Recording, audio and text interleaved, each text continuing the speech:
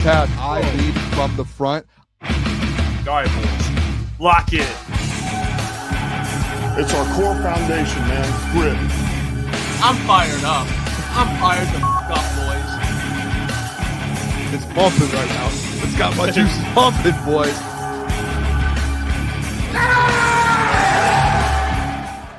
All right, we're back. We're back. Saturday mornings with Crunch back. Time. I'm Caleb Czarnik. I'm with Michael Gentry. We will be putting Michael Gentry on the stand today. The Red Wings are dead. They're dead. We got Torca's back in the chat. Shout out Cameron Miskovich, CB. Torca's also back. We're going to get into all of that. Mike, weren't live last week. You were at the Combine. Yes, it I was. had the stomach flu. How was the Combine? How was that experience? And like, what are some cool things you did? Make me feel some FOMO right now. I mean, honestly, it's always cool just kind of hanging out, being around all the personalities down there, hanging out with the players, and then obviously seeing them pop off at the Combine. But we had a good time. I would honestly just say, hanging out with the boys, getting drinks with the boys, and then, connecting with people down there. It's just awesome. And, we always make a good time out of anything. So it was just fun hanging out with the boys. We got to see some good stuff in Indy. Yeah, I'm excited to go last year. Got caught the stomach flu, couldn't go. Brutal. It's the Could've been worst. that Dude. like neurovirus thing that was going around, but that's not here nor there, I think they say. But Mike, I think we're gonna jump right into this because we got a lot to get to. We got Sean Murphy coming on at 10:30 to talk some Pistons. We're gonna talk some Red Wings, obviously. I want to talk a little Spencer Torkelson, Casey Mize before Sean comes on. But before all that, our boy Lukas Klotz. Obviously, Derek Barnes was just extended 3 years, $25.5 million, $16 million guaranteed. Our boy Lukas Klotz put out what I thought is a good video. He put out an 8-minute video kind of explaining on why he thinks Derek Barnes, it's not a Super Bowl winning move for the Detroit Lions, which I don't hate that take. I disagree with it. But I don't think it's the most outlandish thing to say. Mike, do you think that's, I mean... No, I don't think it's the craziest thing to say by any means, but I'm still glad to have Derek Barnes back. Could have been a little bit cheaper. Could there have been some adjustments or whatever, some things that went differently? Maybe, yeah, but I don't hate by any means because I rewatched that Lucas video last night too. I don't really think he said anything that was too, like, far off or crazy by any means, but I'm still glad to have Derek Barnes back in. I think he's a really good player. Yeah. I think he's versatile. I think him at the Sam and then Anzo and Jack Campbell, that's a good linebacking core. Yeah. And you just brought back a guy who was hurt all of last year, but he could have taken really big steps last year. Who knows? Right. Just like he did the year before, and it's kind of Brad again rewarding his players, rewarding his draft picks at this point in time. So that's what he does, and he felt like Derek Barnes deserved it. And like you said, it kind of stirs up the question marks that we had about the linebacking core. Because I mean, you remember late in the season, we couldn't buy a linebacker off of free agency to go, or out of free agency to go with Jack Campbell. So when Anzo was down. I mean, Mike, who knows what this defense could do? I'm not saying that Derek Barnes is some game record, top 5 linebacker in football, but who knows what this defense could have looked like with a guy like Derek Barnes in it. I mean, I do think he's a really good player. And as he should, he also believes he's a really good player. I mean, he went after Klotzy on Twitter. I haven't seen much of this. I mean, besides, like, obviously our guy Easy and CJ Gardner-Johnson, like all that stuff, I don't see players respond that much.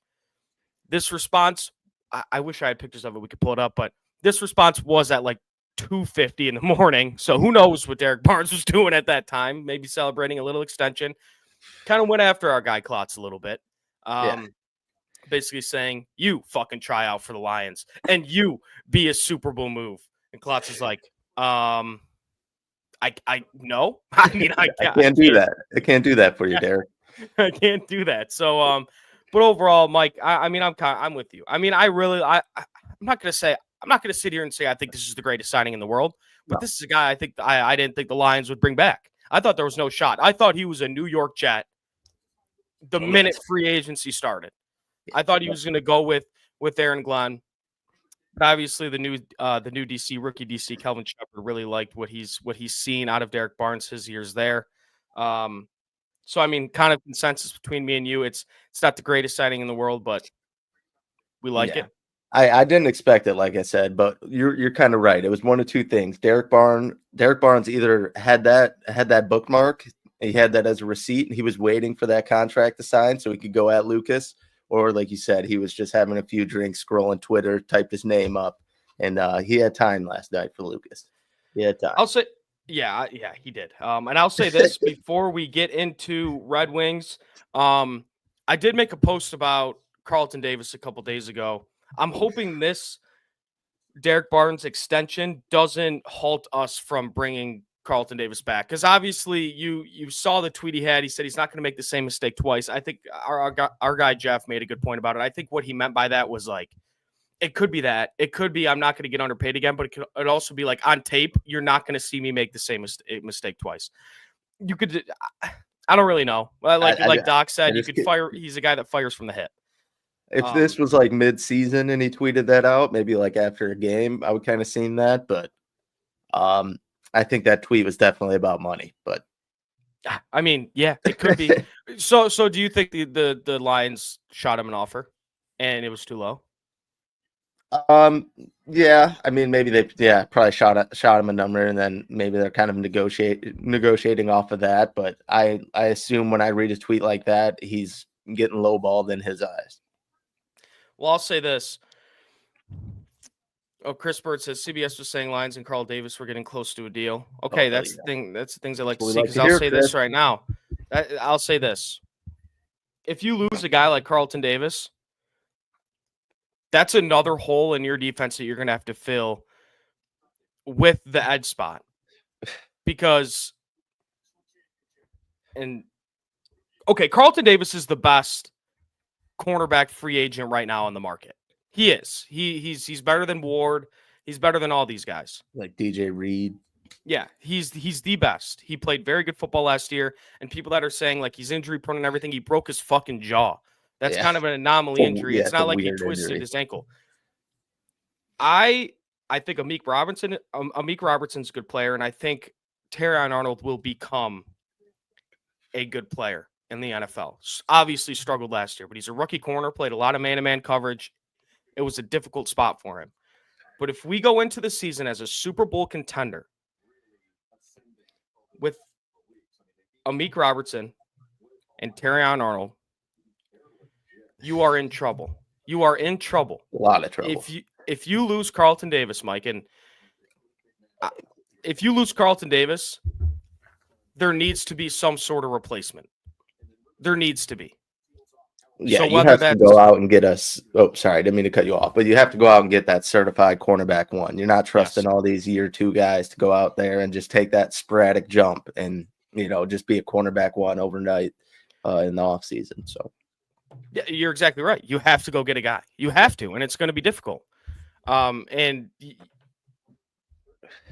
for Terrion Arnold, you can't just throw him out there and pray for some sort of big progression. You can't do that as a Super Bowl contender. You can't. Like when the Eagles, them putting Quinyon Mitchell out there, they didn't think he was going to be, the corner that he was last year. That good.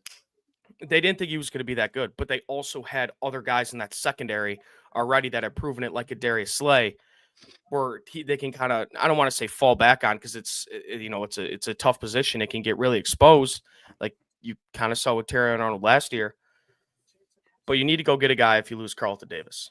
Yeah, and the Eagles' defensive line took no breaks throughout the season. They didn't have any injuries. Those guys were always causing pressure, so it did ease up a little bit on Quinyon, but he's an elite cornerback, and the Eagles even did have some doubts about doing that at first too. So it's just never a situation you want to put your young corners in. You don't want to put them on an island, lose confidence. I mean, we've kind of seen it before with Jeffrey Okudah. Obviously, he's not the greatest corner out there, but like when you leave a guy out there on the island like that, he's burnt toast. Yeah, and I see a lot of people in the chat, Shift God, and shout out, but Travarius Ward did not have a great year last year. And he is not what Carlton Davis brought to the Lions last year. But I do think if we lose Carlton Davis, there will be some sort of corresponding move, because I think Brad knows you can't go out there with a Meek and Terrion Arnold and then like Rakestraw and them as your depth. There's going to be some shakeup in that room if we lose Carlton Davis. But Mike, don't think this Lions talk. I was keep pacing it. I was like, keep going. Sean's here in 20 minutes. This doesn't make you a safe man, because we got some things to get to, Mike. Yes, we do. So, trade deadline. Red Wings acquire forward Craig Smith and goaltender Peter Mrazek, former Red Wing, from Chicago for Joe Veleno. Fan base was upset with that deadline, and then about 4 hours after, they lose their fifth straight to the Capitals.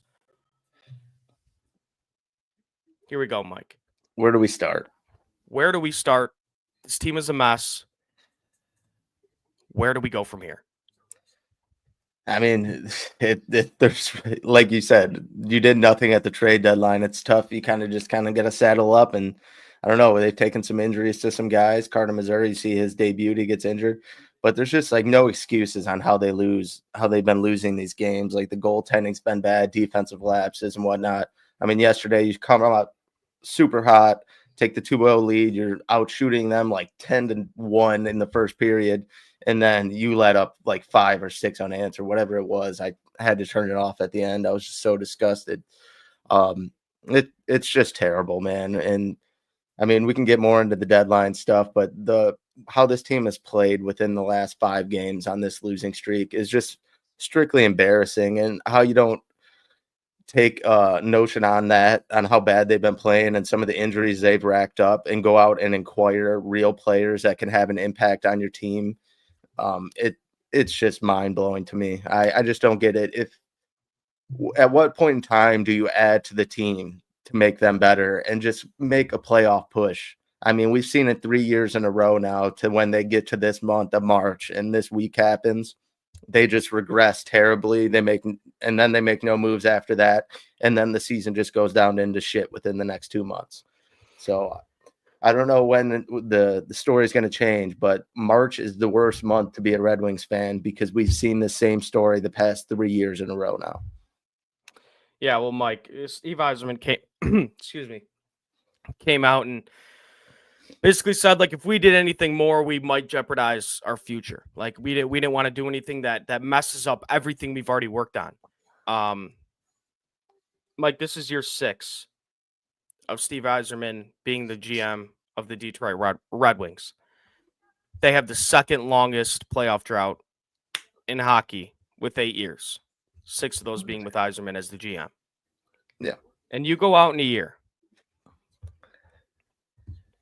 where you're fighting for your life for a playoff spot.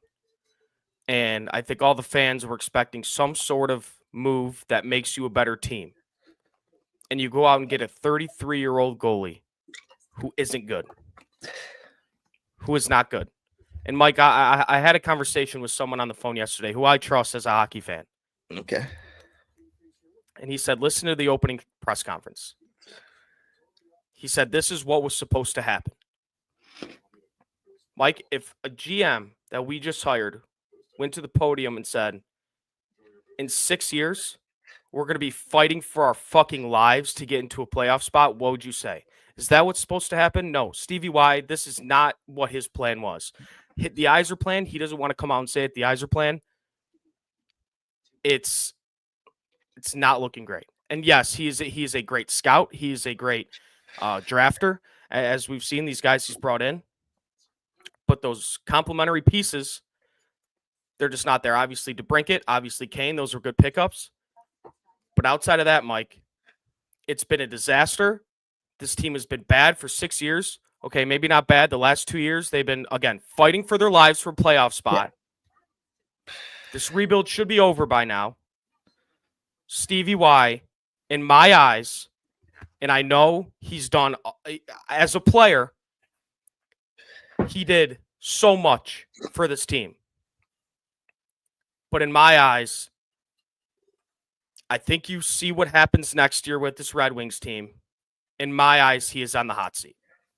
Yeah. He's on the hot seat. You could look at it from a sports perspective, Mike, not just a hockey perspective. You look at any sport. Scott Harris, Trajan Langdon, and Brad Holmes are looking at Stevie Y in the rear view right now because all those GMs have brought miserable franchises to the playoffs. They're looking at him in the rear view, holding out their hands saying, come on, Stevie Y, please. Yep. Come on, look at Detroit. Look what we're doing. And he's not, and he just refuses to take that step.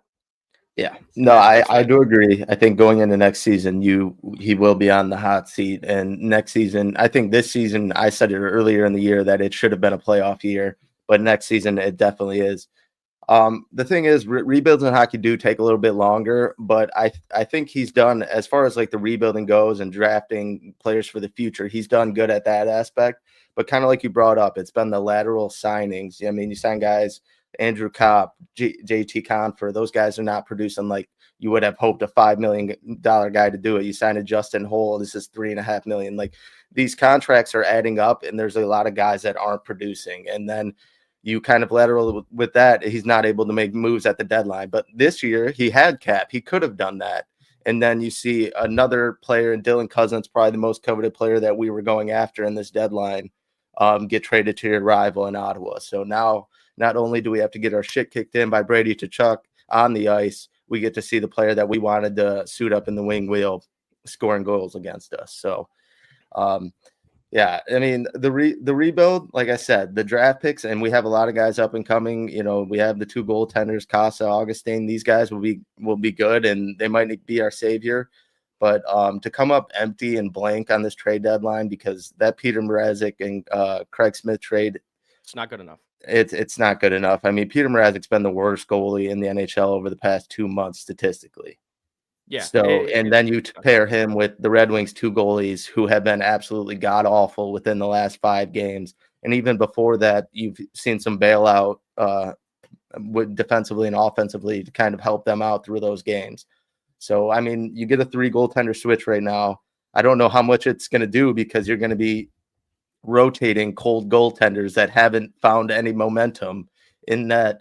And then you still have, you know, the same defensemen out there that have been getting carried by two players. I mean, Simon Edmondson, Mo Seider taking on the bolt of that defenseman group. And then, I mean, I just don't understand how you don't add a centerman or even a winger in this trade deadline. It's just absolutely mind-blowing. I mean, how many more years are you going to be at the cut line or whatever to get into playoffs at the deadline, and then you're just going to sell off and just say, fuck the season? I just don't get it. That's what I'm saying. How long is his leash? I mean, if his name wasn't Steve Yzerman, he's gone, man. He's gone. No GM is getting a leash like this. And again, he's done a lot of great things for this organization as a player, but that affects his leash, obviously. And shout out Easy in the chat. The pro scouting personnel sucks because he hired all of his buddies. Yeah, I don't think I mean all those guys are former Red Wings players. Former Red Wings. Lindstrom is in that. All those players. Go get some nerds in that room. Go get some nerds that all they do is look at numbers and watch tape and watch these guys. Because, like I said, besides DeBrincat and kind of Kane, who these past couple games has looked like he's been in a wheelchair, they've gotten nothing. Man, nothing. The drafting, it's been good. But after that, it's nothing, Mike. 6 years, and I think this can go on for another 2 or 3. Because I don't know if they have the nuts to fire a guy like Yzerman.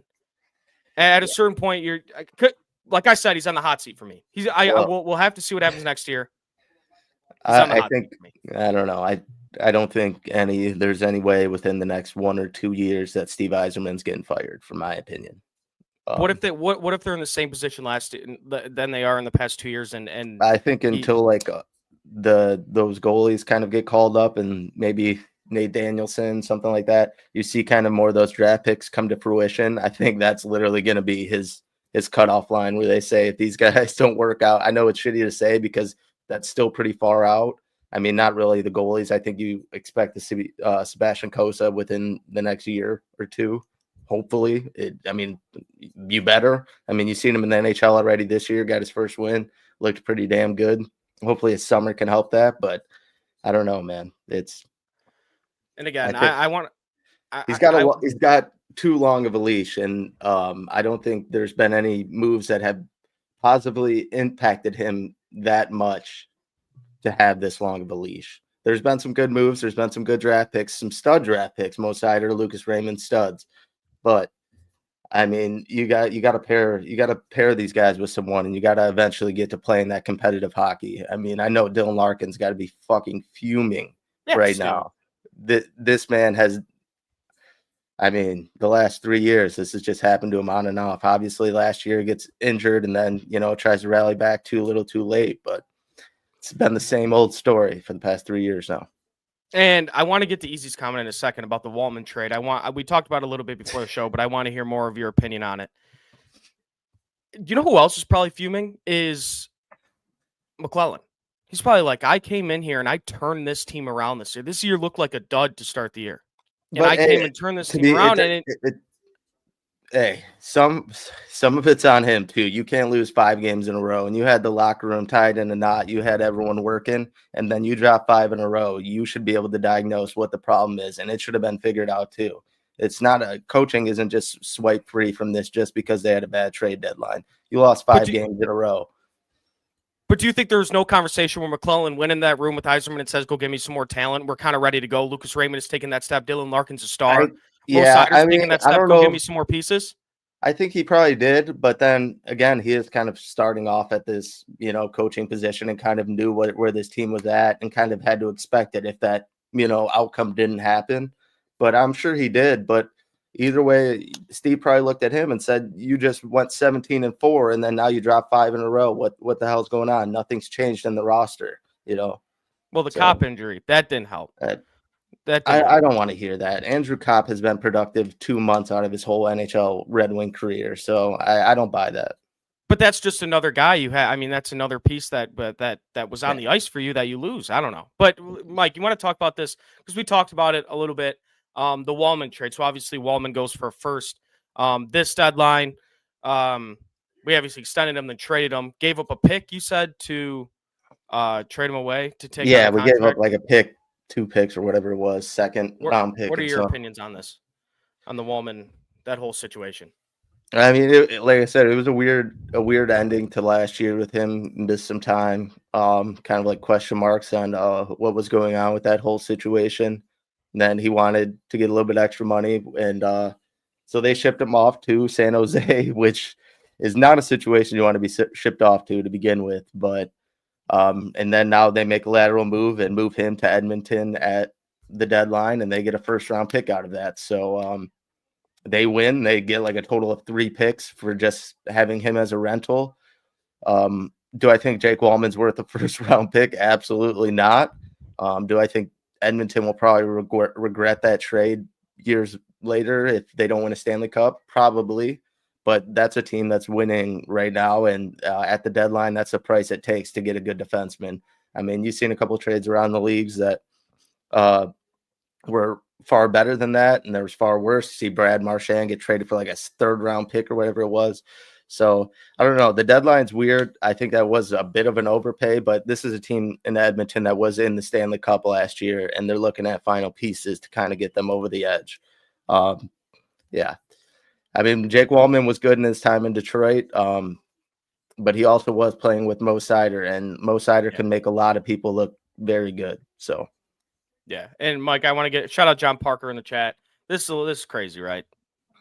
The Michigan man. I don't think he asked for a trade. No, I do not. But Mike, what if the sky's falling and we don't know? What if that locker room? What if it's a disaster?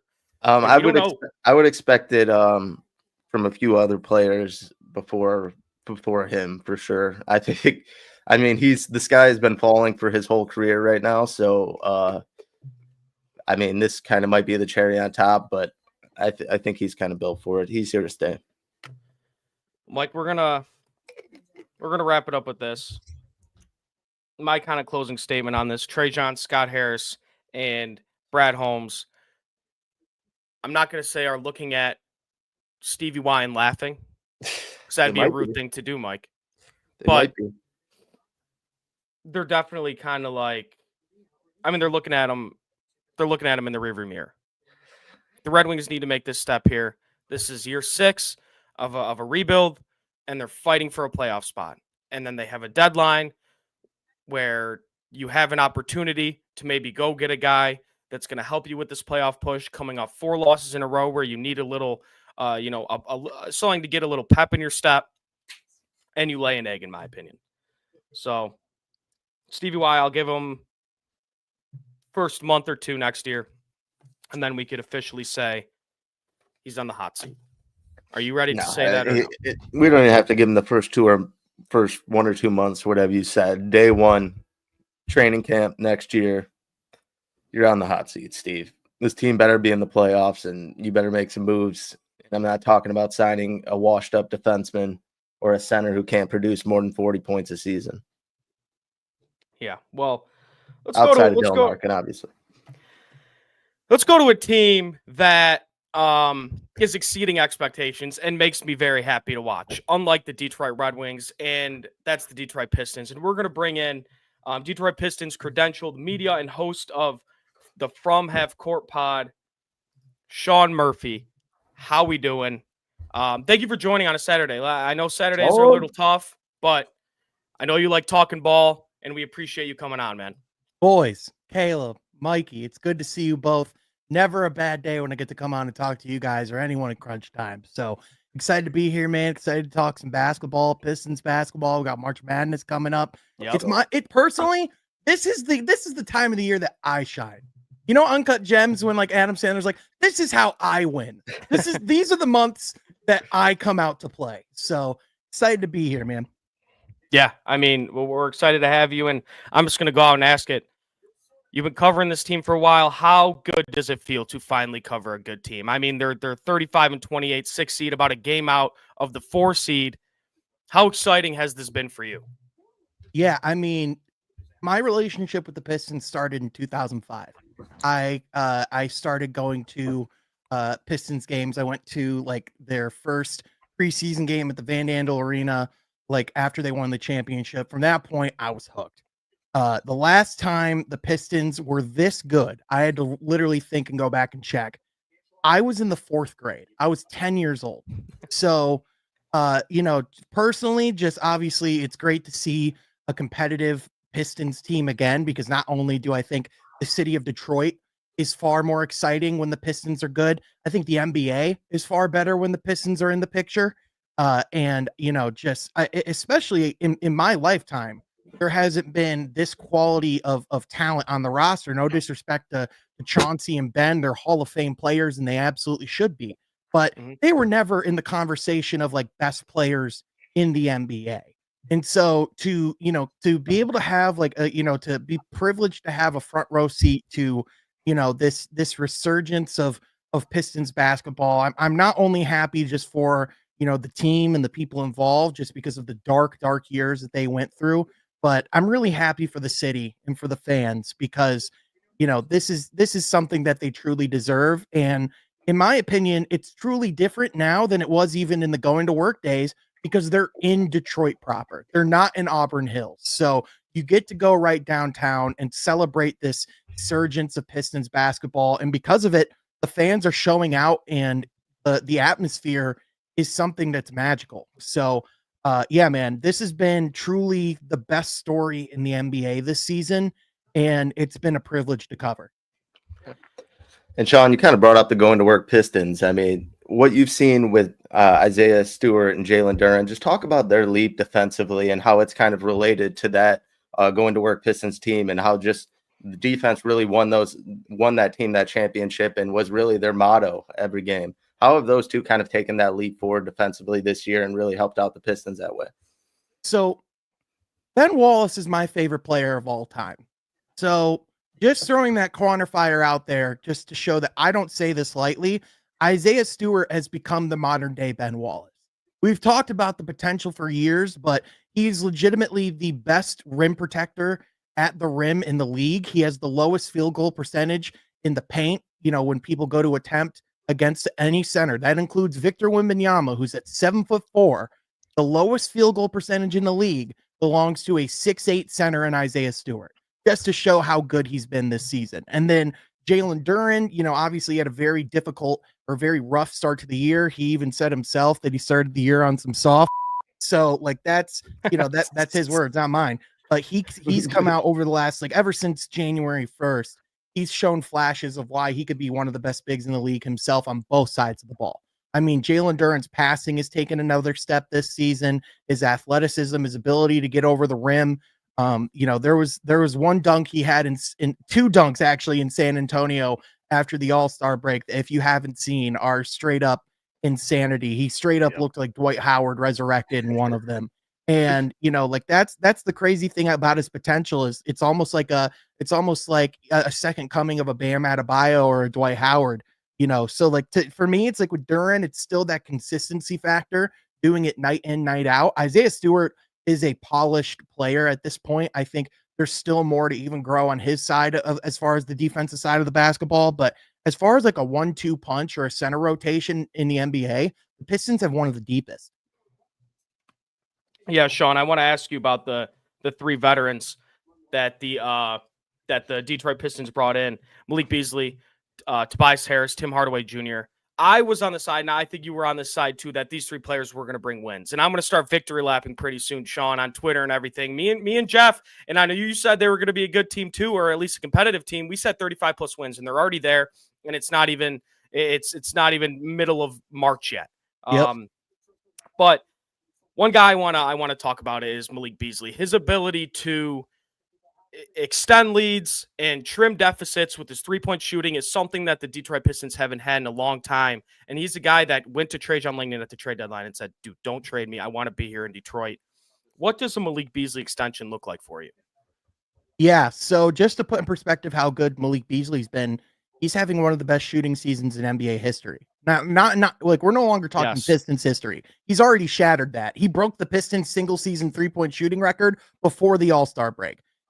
There is only 5 players in the history of the league that he is on pace to have this high of volume at 40% from beyond the arc. The only guys that have done it are essentially Steph Curry 3 times and Klay Thompson. He's in elite air when we're talking about what he's doing this season. So keeping in mind what an extension looks like, to me, I think something that would make a lot of sense is around the mid-level exception. If they can bring him in at $16 million a year, something around there, the level of shooting that he's bringing is going to be a premium that people are going to want around the league. But also at the same time, for the Pistons, you have mechanics in your salary cap to where if you can bring him in the mid-level exception, not only is Malik Beasley, getting paid a rather solid amount of money for everything that he's bringing to the team. But on top of that, he's technically not counting to your salary cap. So to me, when I look at mechanics and things that they're going to want to explore, it's going to be something like that. I'd imagine he's going to want some form of longer term deal of 3 or 4 years. I mean, this 1 year, $6 million, contract, it's going to go down as one of the best franchise, free agency signings ever, as far as the value and as far as what you're getting in return. I think he's probably going to want to be, that was a bet on himself and he wants to cash out on that bet. And so, is there going to be a market for Malik Beasley? Absolutely. But, a lot of times when players say, oh, I want to be here, I think back to when Kyrie Irving said at the beginning of the season in Boston that he wanted to be there for the rest of his career if they'll have him. And then, of course, this next season he started in Brooklyn, right? So, you always kind of have to take some of those things at a grain of salt. But with Malik Beasley, there's a genuine factor there that I don't think exists with some other players. There are actual ties with him to the city of Detroit, and he's really ingratiated himself into the community. So in my opinion, when you talk about the priorities for the Pistons this offseason, re-signing Malik Beasley has to be at the top of the list. Mm-hmm. Hey, I love that. That's my Piston, Sean. But kind of going to retract to a conversation we had once we brought this guy in is Tobias Harris, Sean. Obviously, he's missed the past 2 games for personal reasons. How valuable is a guy like that? Is he 20 wins? Is he 20? No, but how valuable has he been for the Pistons, and how valuable is he going to be down the stretch? And I'll even take the L on that. I was siding with Booner, I think, on that argument. But how valuable has he been, and how valuable is he going to be for this team, being that veteran in the locker room that's been there before in the playoffs and whatnot? And this team obviously going to make their first trip there. So, yeah, he's been huge for this team, on both sides of the basketball. And, this is kind of, from a basketball perspective, kind of the Tobias Harris that I was expecting to get this season. It's right around his career numbers. Again, as I said at the time, he's never going to wow you with what he's doing in the box score. But when you hear his teammates talk about Tobias Harris, there is just a universal love and admiration for him and for everything he's brought to this team. Like, they all call him Unc for a reason. Tim Hardaway Jr. has reached that status as well of late too. But, just when you talk about someone who, and my thing with Tobias Harris all along, even when he was in Philly, was I think he was really just miscast in his role there. I always thought that at his best, role on a team was a third option, to where you don't have to rely on him so heavily, to get the job done as far as scoring the basketball, but it's something that he can do if you truly need it there. Right. So on top of that, in Detroit, like, he's really not had to have that pressure on the offensive side of the basketball. He's been able to let guys, like Cade Cunningham go to work, like Jaden Ivey when he's been available in the lineup. Malik Beasley, obviously, he's been having a stellar season. Like, he's someone who's not afraid to sit in the back seat if needed, as far as that goes. But at the same time, whenever the Pistons needed a bucket, Tobias Harris has been there. So, the big thing to me that stands out, if you went on Twitter yesterday, Malik Beasley actually shared on his Instagram story that Tobias Harris was getting every player for the Pistons fitted for suits for the playoffs. Yep. When you talk about that level of culture and leadership and those things, he was on one of the last Pistons teams to play in the playoffs. So he knows what this city is like. He knows the struggles that this Pistons franchise has gone through.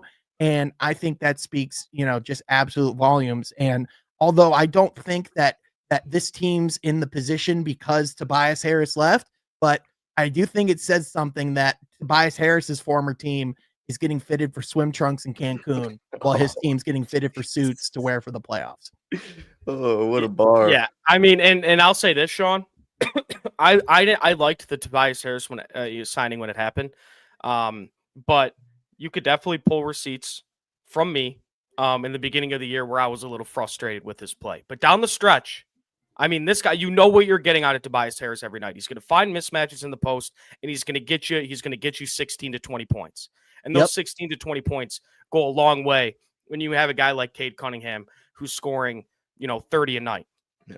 But down the stretch, you're going to need some players to play above their level, if that makes sense. And when you're going into a playoff push, what player to you needs to step up the most, down the stretch and into the playoffs if we want to go out and be competitive and maybe win a playoff series? That's a good question. I think if there's a player who really has to, kind of take that ascension or really take that next step, to me, the two guys I look at right away, I mean, Jalen Duren has to be the best Jalen Duren. This team is inherently better when he's performing on both sides of the basketball. He's Cade Cunningham's favorite partner in the pick and roll. I would argue they're a top 5 pick and roll duo in the league right now. I think that truly has to be firing on all cylinders each and every game, because the Pistons' advantage against a lot of these teams, especially, if they were to face, say the New York Knicks in the first round of the playoffs, is going to be their strength in the interior. Like, people talk all the time in the league about how, everyone plays the same. With all due respect, that's bull, because Nice. It just is, like, it's bullshit. Like, I'll just say it. Because teams like the Pistons, like, they are so reliant on scoring in the paint. They're also reliant on, getting in the fast break. The game is going to slow down quite significantly. So, for them, like, they're going to need to be able to, have their actions and things that they can rely upon. I think if Jalen Duren can get working, against like a Karl Anthony Towns or, like a just returning from injury Mitchell Robinson, like, that would be something that would be huge for this team. Right. So I think he would be a massive factor, but also, I just think you would need to see, Asar Thompson continue to take those steps as well. A lot of focus with Asar is on his 3-point shot, but if you actually look, at his stats, he has an effective field goal percentage of 57%.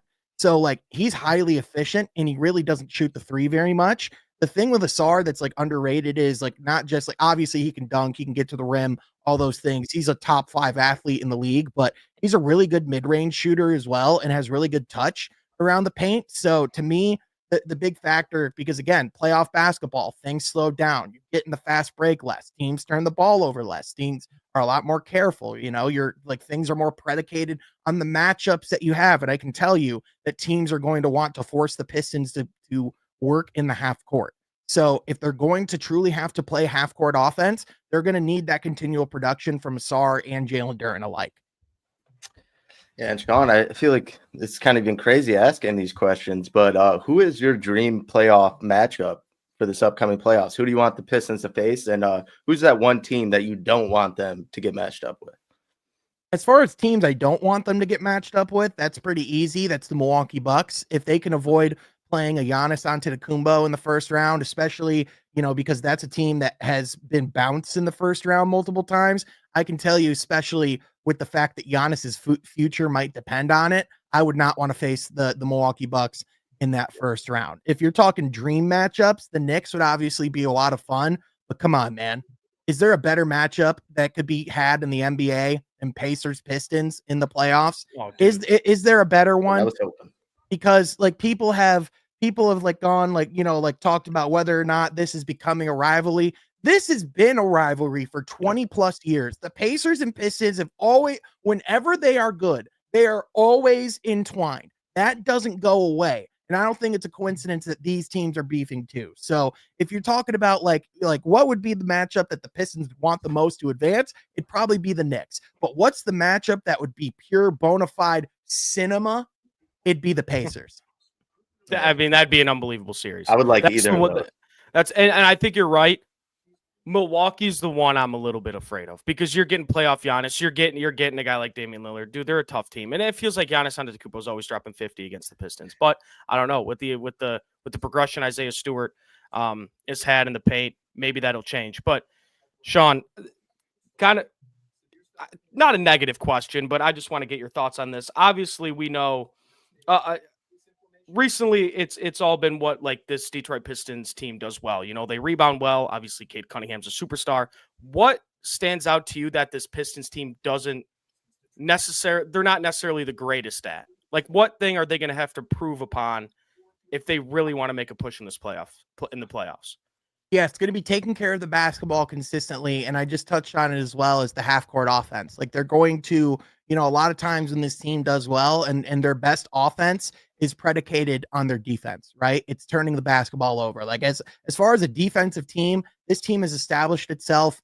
I have no concerns or qualms as far as that goes, but it's consistently finding guys other than Cade Cunningham and Malik Beasley. They got Dennis Schroeder for this reason to be able to, you know, both run a better half court offense, but to also get a reliable scorer, someone else who can initiate actions outside of Cade Cunningham. And that's going to be the big thing is teams are going, like we think Cade's getting blitzed now. Wait until you see him in the playoffs. Wait until teams truly, you know, zero in and focus on these guys. So that's going to be the big thing to me is how can they overcome, you know, those things that will happen and how can they, you know, continue to improve their half court offense and getting things going when they're not in the fast break, when there aren't those disadvantages. And like, yeah, they'll still be able to have some of those opportunities. I'm not saying that's just going to go away completely. That's a big part of who the Pistons are. When you have Asar Thompson, some passes are going to get picked off, but it is such to a lesser degree come playoff time. And again, when you can really focus in on those matchups, like playoff basketball is kind of a lot like boxing where like styles make fights or matchups make fights.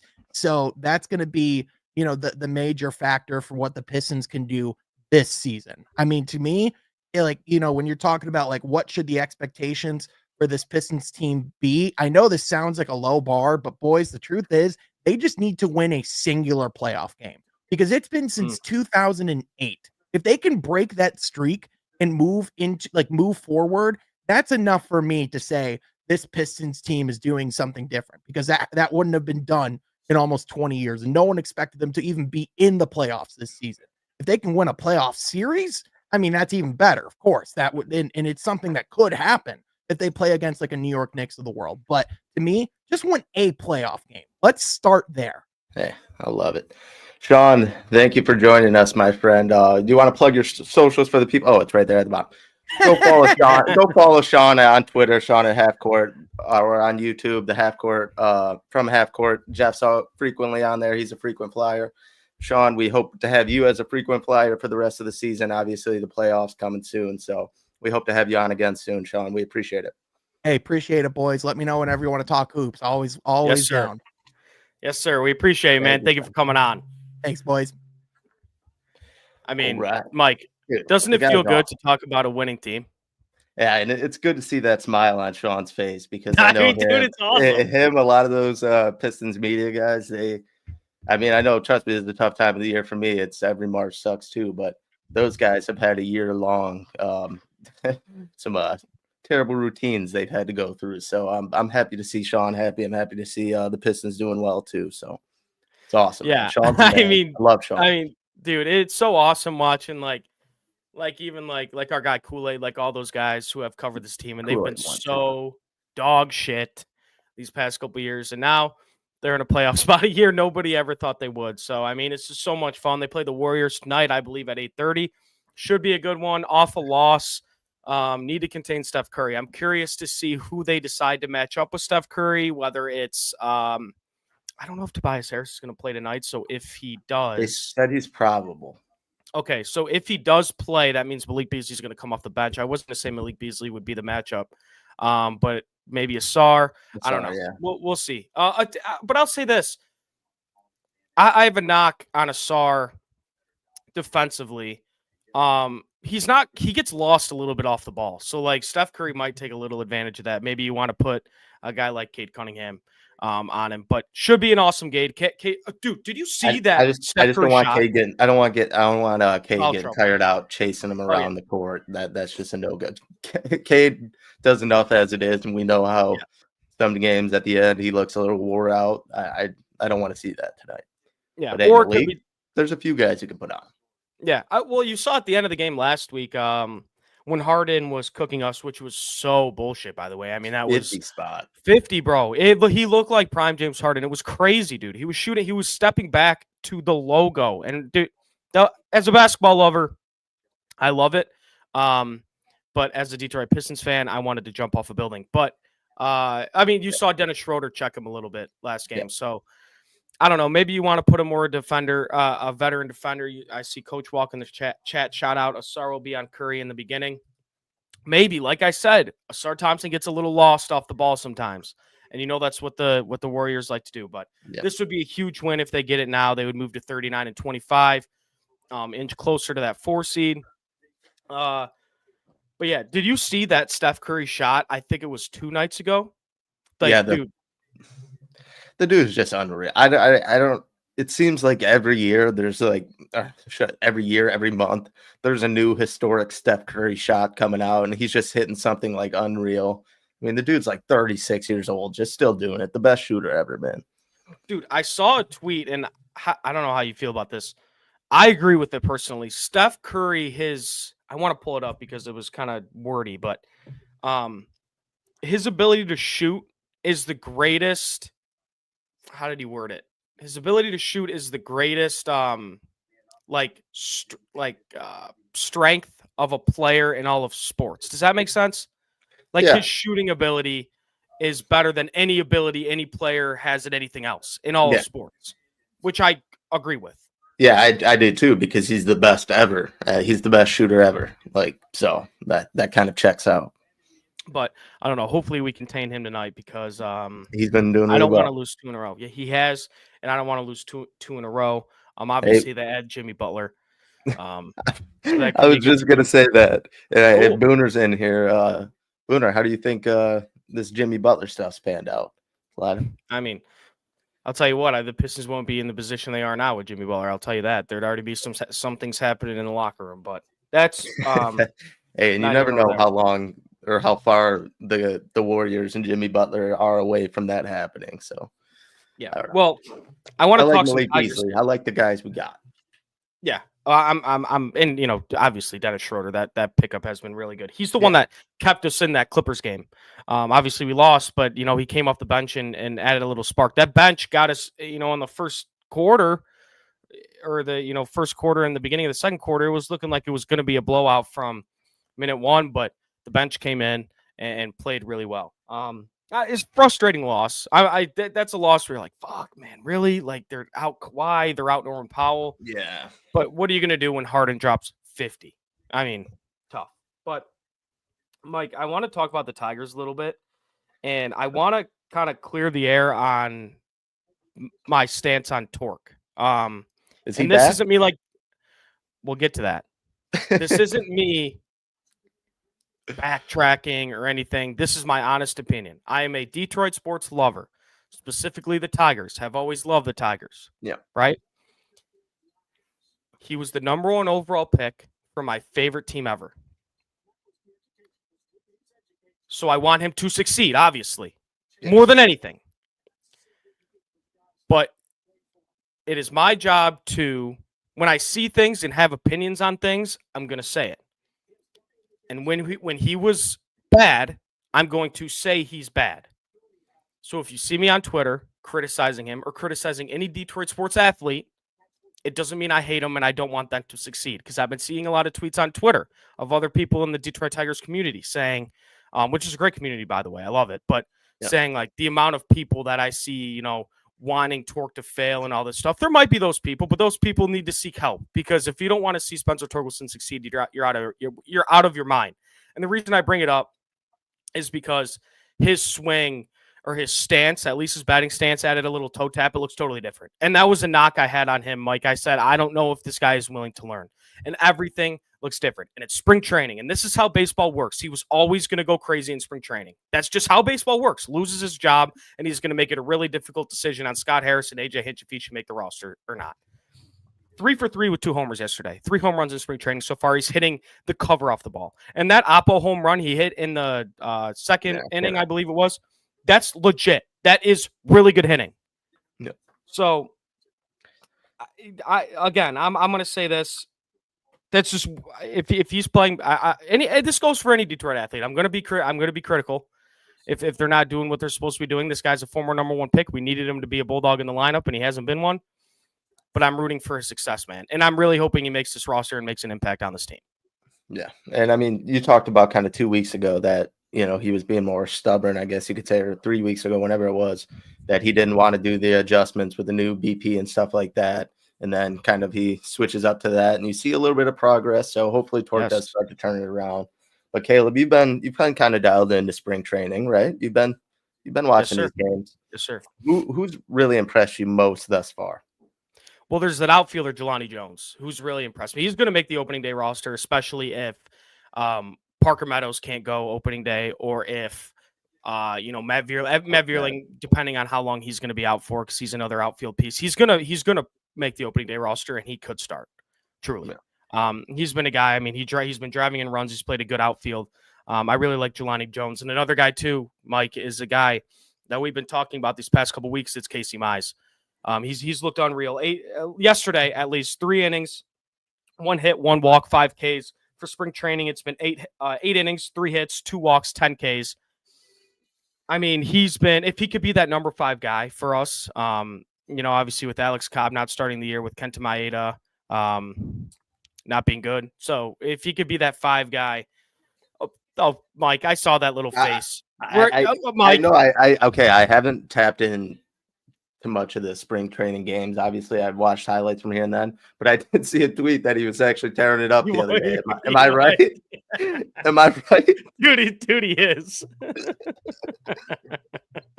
Oh, God. Dude, he is tearing it up. And dude, honestly, I don't know what to think about it. It's just, I don't know what to think. Like, if you guys want like an expert opinion on Kenta Maeda being good, you're not gonna get it from me, because that's hilarious. Well, dude, I've been saying it. When he pulled up the spring training in the backwards hat, it was over with for the MLB. So we might see a Kenta Maeda I just Cy felt Young like season. it was like a day after we had Chris on, and then we were talking about Kenta Maeda, and it was not the greatest things by any means. And then like the next 2 days, they just like fired off these unreal stats that Dude, has he's throwing never like been 94. next to his name before.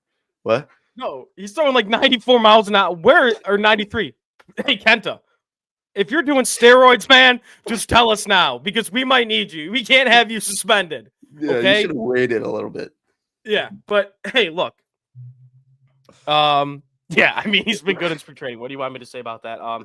So has there been any like indication? I know you talked about Casey Mize. Has there been any indication on how that bullpen is going to fizzle out, starting pitchers, whatnot? Well, after what Jackson Jobe did in spring training, obviously gave up a homer, but he's got to be in your rotation. He has to be. Casey Mize obviously has to be in your rotation. Kenta Maeda, I don't think will. I think he'll get a fair shot, and he has. And Scott Harrison and AJ Hinch have been vocal about it. He will get a fair shot. But I think it will be rounded out by obviously Skubal, Flaherty, Olsen, Mize with the way he's been throwing, and then Jackson Jobe. With the bullpen, you bring Andrew Chafin back for the third time. That adds just another lefty alongside Tyler Holton, Brant Herter, Sean Gunther. They're putting together a beast in that bullpen. Foley has struggled a little bit in spring training. I think he lost a little bit of aura shaving his hair off. But you got Foley, Brisky, all those guys. So the pitching is going to be really good for the Tigers. And there's a lot of, we talked about it with Chris last week. There's a lot of X factors. Reese Olson's an X factor. You need to have a good season from Reese Olson at 3. Jack Flaherty is an X factor, obviously, because who knows if he could, do what he did last year. I think he can. I think he's a really good pitcher. And I'm actually going to put a bet in pretty soon here and you're going to call me crazy, for him to lead the American League in strikeouts. I don't know what it is. I just think he'll do it. Justin Gentry in the chat, Montero. I liked what I saw out of Montero yesterday. I know he got into a little bit of trouble, but that's the ABS system fucked him yesterday. It fucked him. He threw a disgusting slider on 2-2. It was the perfect pitch, perfect frame by Dingler, and the ABS system fucked him, extended the inning, walked the guy, then gave up a triple. I liked what I saw out of him, and I was really high on Montero last year. Obviously, the numbers weren't off the charts, but I think he's a really good pitcher. But there's not a ton of room in this rotation. If they want to start the year with the 6-man rotation, maybe you could throw Montero in there. But I see him more as maybe a long reliever, or maybe start the year in AAA. But yeah, man, I am so excited. And Mike, spring training is not that far. I mean, spring training, opening day is not that far away, dude. Yeah. Hey, we'll be down there. We'll be down there, Caleb. It's my favorite day of the year. My favorite day of the year. I love it. I love it in Detroit. And they opened the season up on ESPN, which I don't know how they're doing that because the MLB, I think, did you hear anything about this? Like the MLB canceled or ended their contract with ESPN or some shit? That's what I saw. I thought they renewed it or whatever. I thought they came to a deal. I don't know. I could be wrong. Was that because I saw, gone. But that should be fun. Really good test. And you get Skubal versus what should be.